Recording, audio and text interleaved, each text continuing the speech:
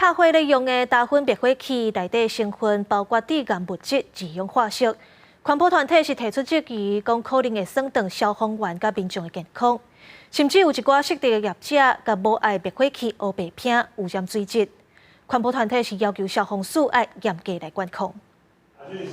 消防署提供假讯息。批评消防署提供假消息予社会大众，真侪款团15驾驶的立委陈昭华做伙举行记者会，搁再批评大份灭火器含以及致癌物结晶型二氧化锡，可能会造成消防人员甲民众地属感情。消防灭火器的药剂不可以有超过0.1% 了哈，因为这里面还有结晶型二氧化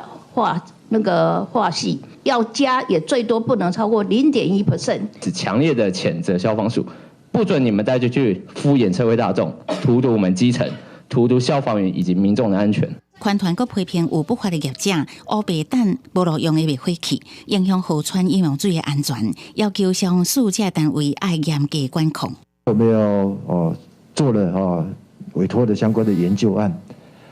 然后针对这一些分析测试法以及相关的一些措施呢，来去做一个研究了。其实它这个东西是